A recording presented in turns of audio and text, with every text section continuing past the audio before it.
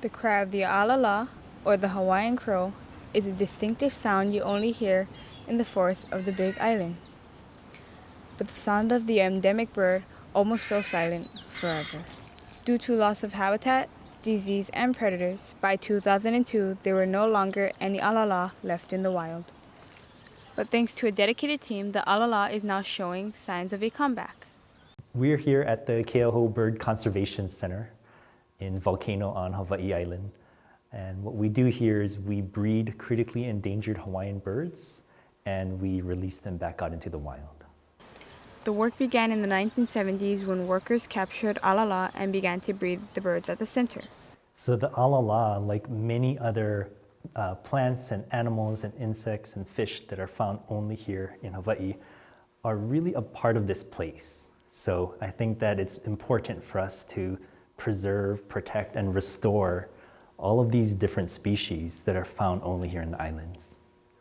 The first release in 2016 was unsuccessful, and 3 of the 5 birds died.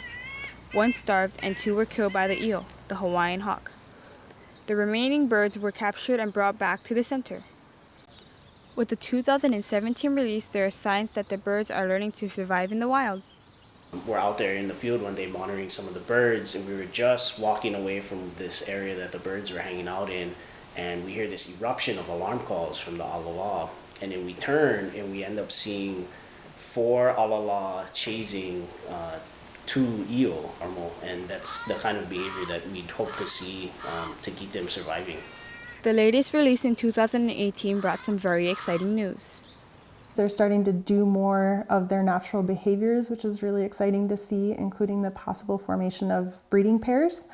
So we have a couple of pairs that we believe are starting to form out in the wild, which is really exciting. The formation of breeding pairs is a really interesting and exciting step. The end goal for the alala project is to produce a self-sustaining population of alala in the wild. The formation of the pairs, that's their first breeding step. They will form lifelong bonds with each other so that they mate for life, as much as we know. And with that mating for life, they'll kind of break off from the rest of the group. They'll form their territory. They'll start defending that territory, and then possibly start building nests, and then hopefully mating and producing eggs. This gives us hope that someday the cry of the alala will be common throughout the forests of the Big Island. This is Akia Kamaicho from Kuokala Miloli'i Hipu'u Virtual Academy for Hiki No.